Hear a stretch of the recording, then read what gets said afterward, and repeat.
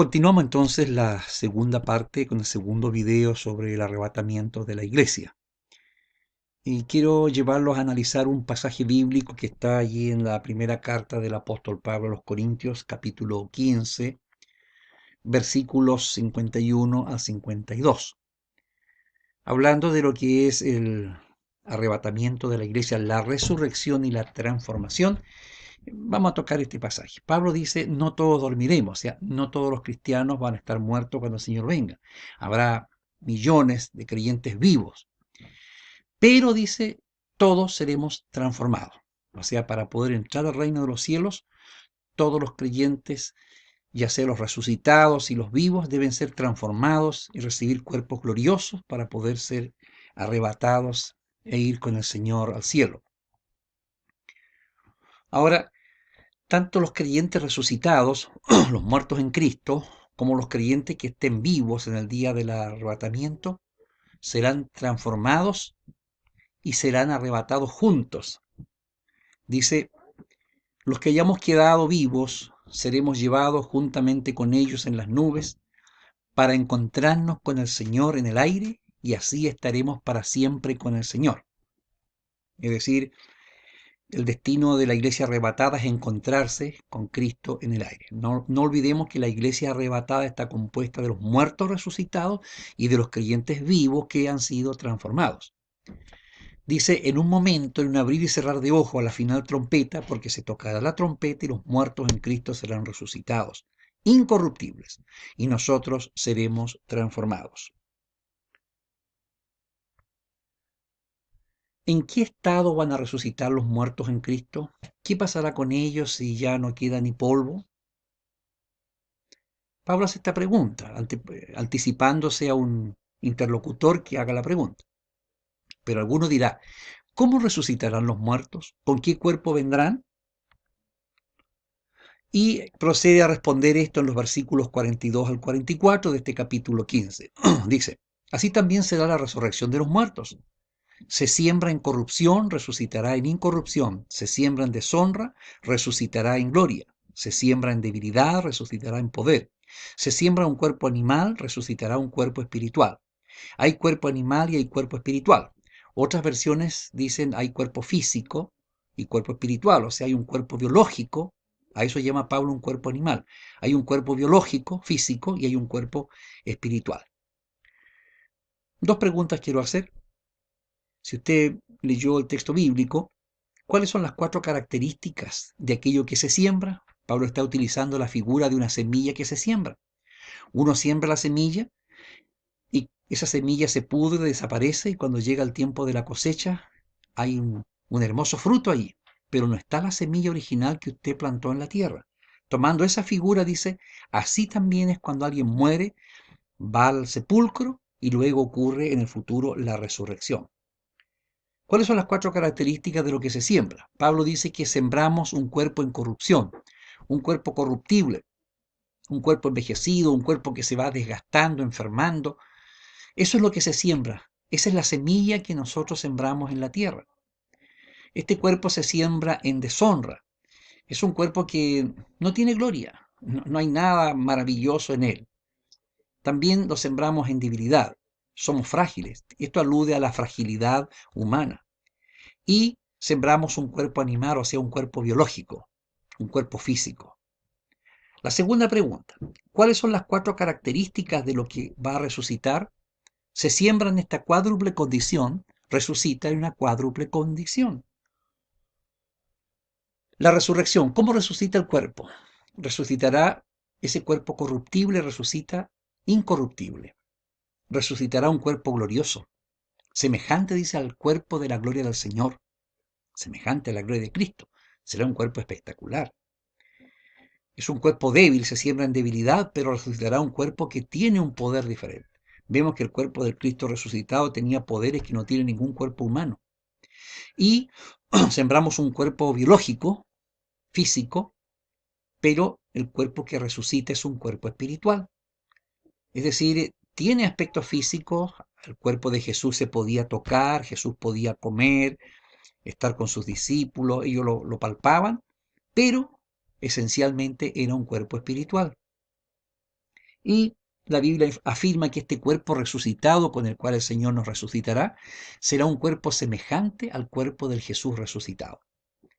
Pablo dice que esperamos al Salvador, escribiendo a los Filipenses, al Señor Jesucristo, el cual transformará el cuerpo de la humillación nuestra para que sea semejante al cuerpo de la gloria suya. Entonces, nuestro cuerpo resucitado será semejante al cuerpo glorioso, no igual, pero semejante. Dice aquí semejante, no igual, parecido al cuerpo del Cristo resucitado. ¿Por qué se necesita este cuerpo especial para ser arrebatado? 1 Corintios 15:50 lo dice el apóstol Pablo. El cuerpo mortal no puede heredar el reino de Dios, ni lo corruptible puede heredar lo incorruptible. Estoy citando una versión más popular para que pueda entenderse la expresión. Pablo dice en la Reina Valera que carne ni sangre pueden heredar el reino de los cielos. Está hablando del cuerpo terrenal o mortal.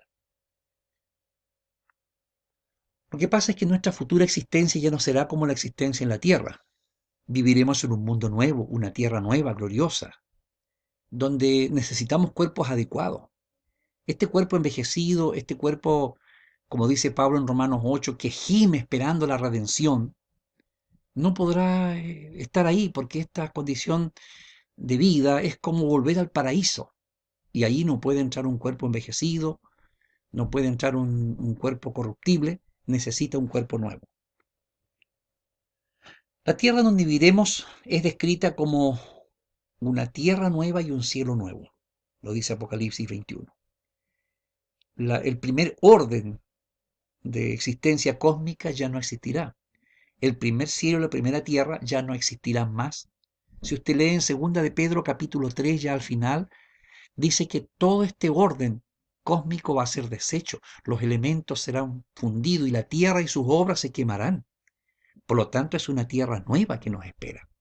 Y para esa tierra nueva, gloriosa y eterna, necesitamos un cuerpo glorioso, incorruptible, como lo será el cuerpo resucitado y glorificado.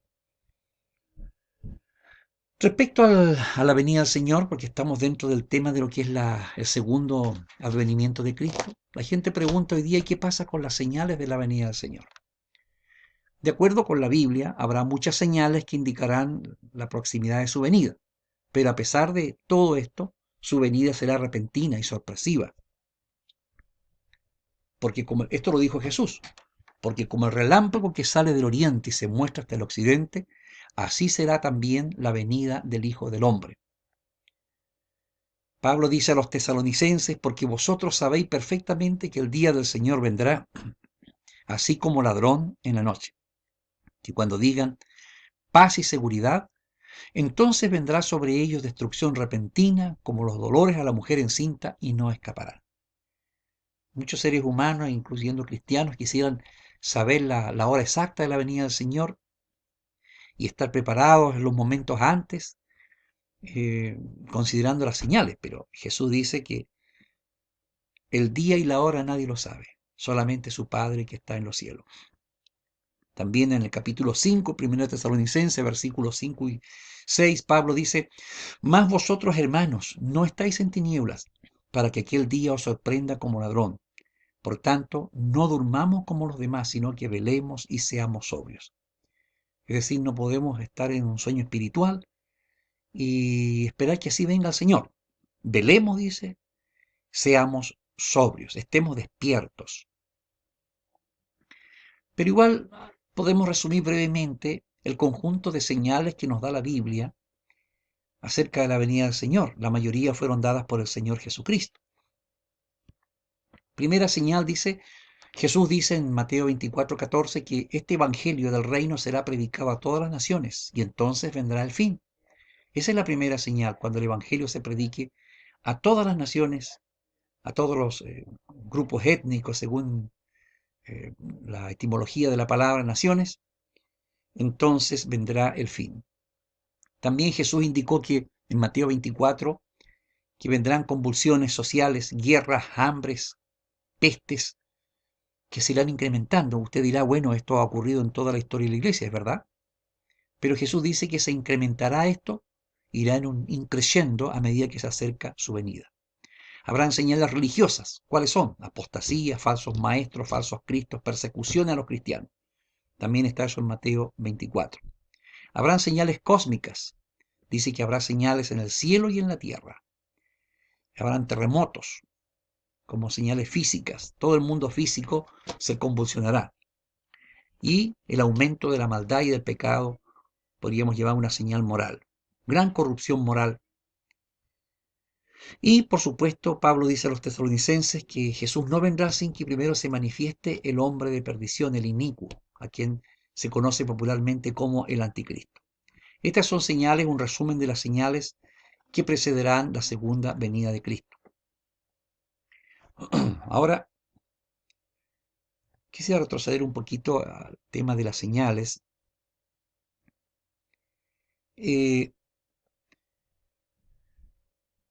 Es verdad cuando se dice que en toda la historia del cristianismo se han dado estas señales.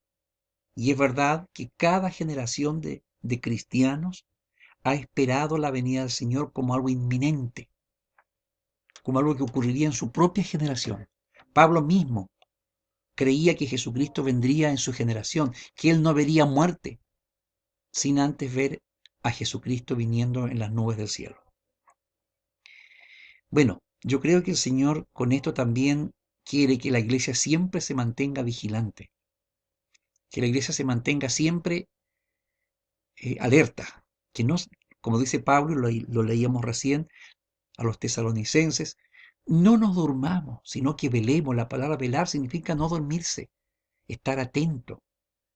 Jesús, refiriéndose a su venida, dice, velad y orad para que no entréis en tentación, le dice a sus discípulos allí en Getsemaní.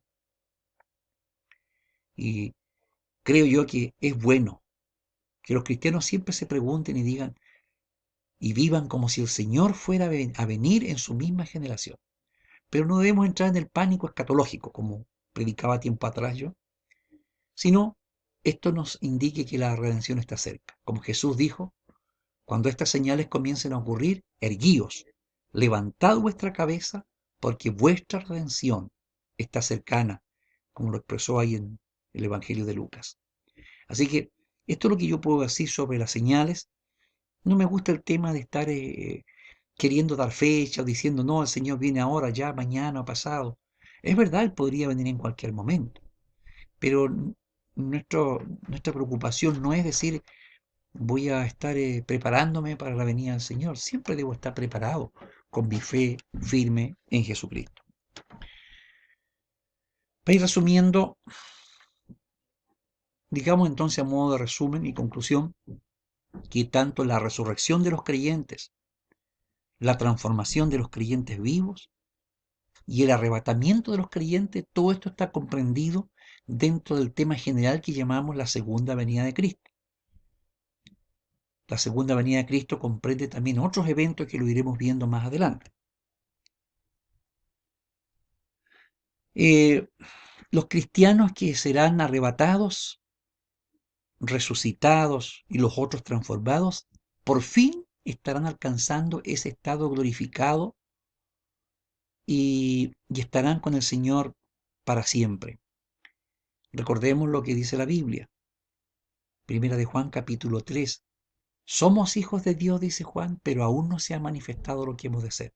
Pero sabemos que cuando Él se manifieste seremos semejantes a Él y le veremos tal como Él es. Entonces ahora los creyentes alcanzan esa etapa, son semejantes a Cristo. Ahora han alcanzado la estatura de un varón perfecto. Ahora en la glorificación.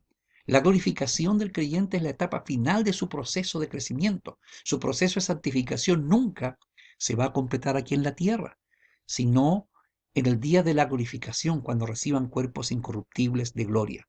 Y entonces, con ese estado glorificado, podrán entrar a la tierra nueva que el Señor ha preparado, porque la primera tierra no existirá más.